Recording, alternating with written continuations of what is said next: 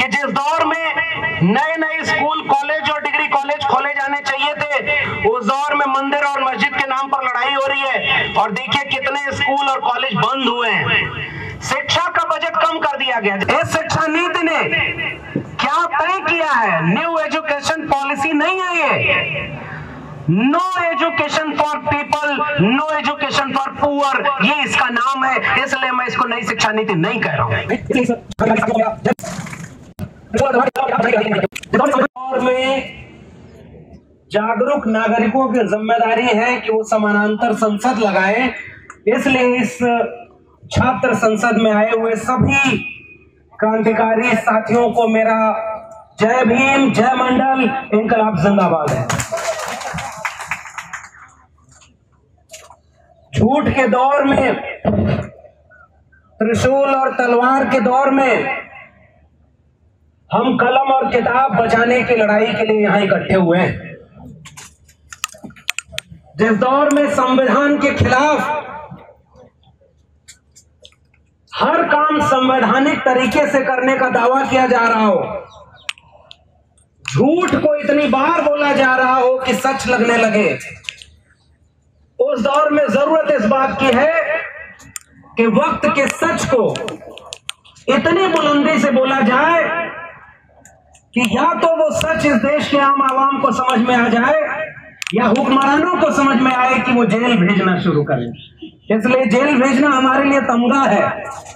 Professor रतन लाल बैठे हुए हैं, जेल से लौट कर आए हैं, और जो यहां नहीं लौट के आ पाए, मैं वैसे प्रोफेसर हनी बाबू और प्रोफेसर आनंद तेलतुंबड़े को याद करते हुए अपनी बात शुरू कर रहा हूं। उमर खालिद, और कोर्ट ये कहता है आज भी कि उमर के भाषण में कोई भी ऐसी बात नहीं है जिसे आतंकवादी बात कही जा सके, फिर भी वो जेल में होंगे। प्रोफेसर हनी बाबू ने तो कोई पोस्ट भी नहीं लिखी थी। प्रोफेसर रतन लाल ने कोट किया अपनी बात, लेकिन प्रोफेसर रवि कांत ने लखनऊ विश्वविद्यालय में तो किताब को कोट किया था। उनके ऊपर कैंपस में घुस करके गोली मारो, जूता मारो का नारा लगाया गया। जिन लोगों ने प्रोफेसर पर हमला किया वो बाइज्जत बरी है और प्रोफेसर सच बोलने के जुर्म में एफआईआर झेल रहे हैं। हम उस दौर में खड़े हैं। कैंपसों पर हमला हो रहा है, जेएनयू को इतना बदनाम किया गया और प्रधानमंत्री तारीफ कर रहे हैं, ट्वीट कर रहे हैं कि जो फेल हो गए यूपीएससी में उनके साथ हमारी सिंपैथी है, जो पास हो गए उनको बधाई दे रहा हूं। और उसी जेएनयू से पढ़ी हुई गीतांजलि श्री जब अंतरराष्ट्रीय बुकर पुरस्कार पाती है तो कोई भी ट्वीट उनका नहीं आता है। और उससे भी ज्यादा विरोधाभास इस बात का कि यूपीएससी क्रैक करने वालों को बधाई देने वाला प्रधानमंत्री लेटरल एंट्री ला करके बिना परीक्षा दिए कुछ लोगों को ज्वाइंट सेक्रेटरी बना रहा है। ऐसे विरोधाभास के दौर में हम खड़े हैं। इसलिए सबसे पहले मैं एनईपी पर बहुत सारी बातें हुई, आंकड़ों के साथ बोलने पर भी अगर जेल हो रही है तो फिर बचेगा क्या, किस तर्क से बोला जाएगा। फिर भी मैं आंकड़ों की बात करूंगा। मैंने अपने नाम से आईटीआई लगाई, 1 जनवरी 2020 तक के आंकड़े निकाले। देश भर के 45 केंद्रीय विश्वविद्यालयों में कितने प्रोफेसर हैं, असिस्टेंट, एसोसिएट और प्रोफेसर की रैंक पर कितनी सैंक्शन पोस्ट है, कितनी वैकेंट है। तो मेरे सामने जो आंकड़े आए मैंने उसका कंक्लूजन निकाला। तो इस देश में 1 जनवरी 2020 तक लगभग 83% प्रोफेसर, 82.82 शेड्यूल कास्ट के प्रोफेसर की पोस्ट वैकेंट है यानी खाली है। 93.98% शेड्यूल ट्राइब की पोस्ट प्रोफेसर की खाली है। 96.65% प्रोफेसर की पोस्ट ओबीसी की खाली है। 85.71% पोस्ट पीडब्ल्यूडी यानी विशेष रूप से सक्षम लोगों की पोस्ट खाली है। अब प्राइवेट प्रोफेसर में जाएंगे तो लगभग 90 से 95% की रिजर्व कैटेगरी की सीटें खाली है। असिस्टेंट प्रोफेसर में थोड़ी बहुत भर्तियां हो पाई। ये ITI हमने लगाई और हम कहा ये मांग करने वाले थे कि जितने खाली पद हैं कम से कम उनको तो भरो जो सैंक्शन पोस्ट होती है और हर बार के बजट में उनका बजट एलोकेशन होता है। वो लोग भले उनकी डिग्रियां फेक हो लेकिन वो साजिश करने में माहिर है, इसलिए जितने खाली पद थे उन्हें खत्म करने की पॉलिसी बना दी और उसका नाम दिया नई शिक्षा नीति 2020। न रहेगा बांस न बजेगी बांसुरी, न बचेंगे ये खाली पद और न आप इन पर नियुक्ति की बात करेंगे। और ये बात मैं बोल रहा हूं, मतलब जो आज भी दिल्ली विश्वविद्यालय में ठेके पर प्रोफेसर हूं, एडहॉक टीचर। देश भर के लोग समझते हैं कि दिल्ली विश्वविद्यालय में प्रोफेसर है और मुझे पता है कि जितना बोल रहे हैं उसका खामियाजा क्या भुगतना पड़ेगा। जब प्रोफेसर छोड़िए वाइस चांसलर और प्रिंसिपल झंडे वालान से तय हो रहे हो, वो हमारे आप को देख करके, जब कुलपति ही विचारधारा देखकर बनाए जा रहे हैं तो नियुक्तियां किस आधार पर होंगी, इसके बारे में और कुछ कहने की जरूरत नहीं है।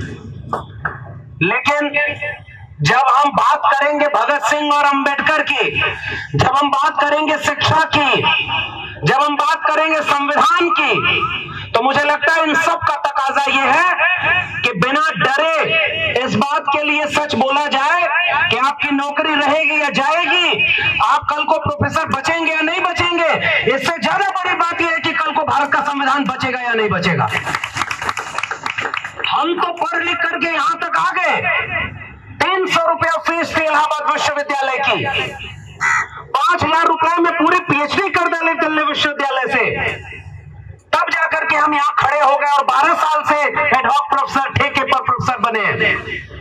मैं जानता हूं कि अगर हम आज ये नहीं बोले तो कल को न तो ये 300 रुपए फीस किसी विश्वविद्यालय की होगी और न हमारे जैसा कोई व्यक्ति गांव के खेत खलिहान से निकलकर मजदूरी और किसानी करने के बाद आकर के किसी विश्वविद्यालय में न तो रिसर्च कर सकता है न प्रोफेसर बन सकता है। इसका दस्तावेज का नाम है नई शिक्षा नीति।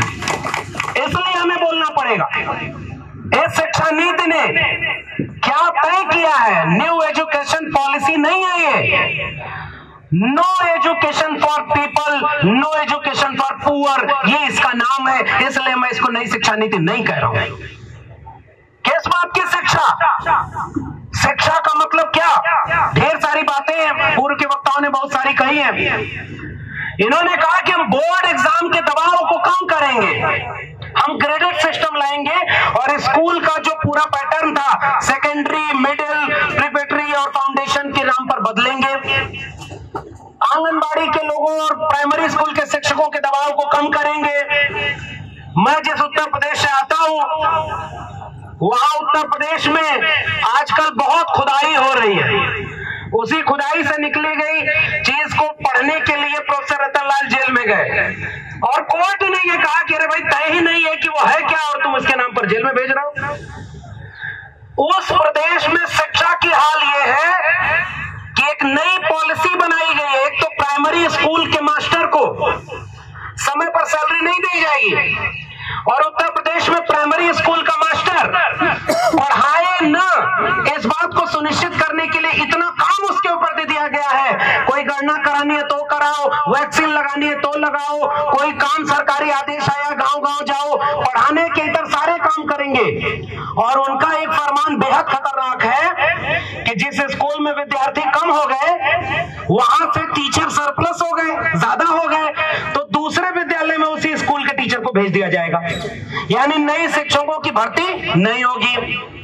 फिर भी भर्ती हुई पिछले कार्यकाल में 69,000 शिक्षकों की भर्ती।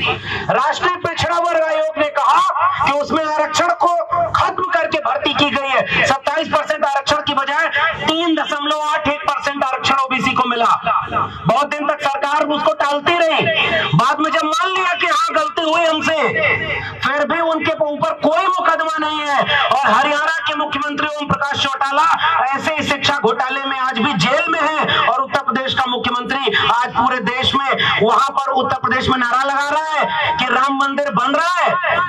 तो काशी और मथुरा भी जाग रहे हैं, वो उकसा रहा है कि मंदिर और मस्जिद की सियासत चलती रहे। इसलिए मैं ऐसी शिक्षा नीति की आलोचना कर रहा हूं। त्रिभाषा फार्मूला की बात की गई, अरे त्रिभाषा फार्मूला कहां से लागू होगा जब उनके भाषा सीखने की जो पूरी क्राइटेरिया उसको कम कर दिया, कोडिंग सिस्टम किया, cross curricular activity multi stream पढ़ाई होगी, यानी एक स्ट्रीम नहीं पढ़ने की जरूरत है, आपको कई तरह की कलाकारियां सिखाई जाएंगी। मुझे याद आता है जब पूरी दुनिया कोविड से लड़ रही थी, हमारे देश में 3 कानून लाए गए थे, 3 कृषक सुधार कानून, 3 श्रमिक सुधार कानून और नई शिक्षा नीति।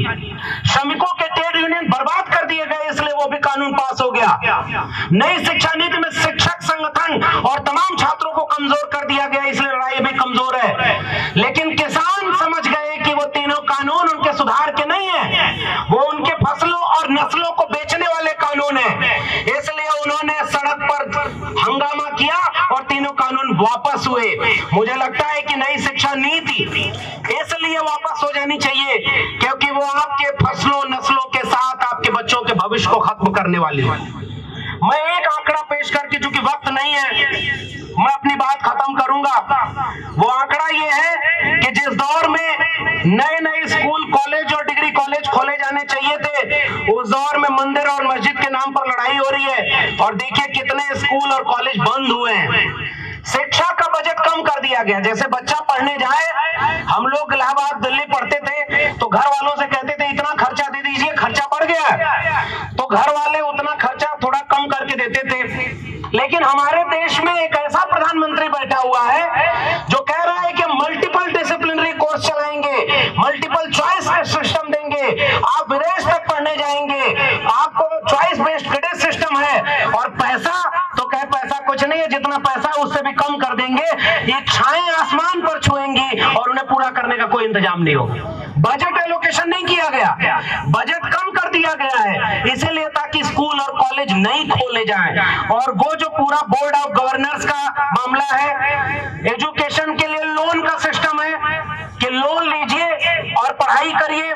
मैं उस आंकड़े का निचोड़ बता रहा हूं, 2019 तक टेक्निकल रिसर्च इंस्टीट्यूट ने आंकड़े दिया, लगभग 17,000 टेक्निकल कोर्सेज के इंस्टीट्यूशन बंद किए जा चुके हैं और हर राज्य में स्कूल और कॉलेज बंद किए जा रहे हैं।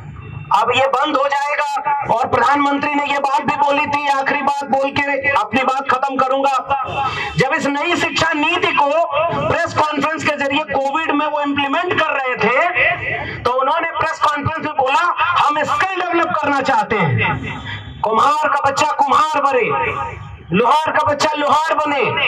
यही बात तो पूरा इस हजारों साल से सिस्टम में बनी आ रही थी कि स्किल हुनरमंद जो लोग हैं उनके बच्चे वही करें। तो ये बताइए, तिहाड़ जेल और तड़ी पार रहने वाले का बच्चा बीसीसीआई का चेयरमैन कैसे बन गया भाई? ये भी बात तो हमसे पूछनी होगी। आप अपने बच्चे को बीसीसीआई का चेयरमैन बनाओगे? मध्य प्रदेश का मुख्यमंत्री अपने बच्चे को विदेश की डिग्री दिलवा करके खुलेआम ट्वीट करेगा। पिछला जो शिक्षा मंत्री था वो प्रेस कॉन्फ्रेंस करके कहेगा कि आप वेदों में खोजो विज्ञान कहाँ है, आपको नए विज्ञान की जरूरत नहीं है। तो गाय गोबर गौमूत्र में विज्ञान इसीलिए खोजवाया जा रहा है ताकि आपके बच्चे जो पढ़ करके उनसे सवाल कर रहे हैं वो न करें, और पीढ़ी दर पीढ़ी कुम्हार लोहार बढ़ई नाई मोची मल्ला निषाद इन जातियों के लोग जो पुश्तैनी पेशे में थे वो वापस उसे पुश्तैनी पेशे में चले जाएं, वो डॉक्टर इंजीनियर वकील प्रोफेसर जज न बन पाए। इस दस्तावेज का नाम है नई शिक्षा नीति।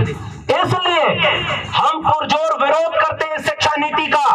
हम मानते हैं कि त्रिशूल और तलवार बांटा जा रहा है, उन्हें पैसा दिया जा रहा है कि जाओ मस्जिद के नीचे कहो मंदिर है, जाओ कहो कि ये देवालय बनेगा। यानी हम तो कह रहे हैं इस देश में वैसे भी देवालय की कमी नहीं थी, इस देश में कमी थी स्कूल कॉलेज और विश्वविद्यालय की।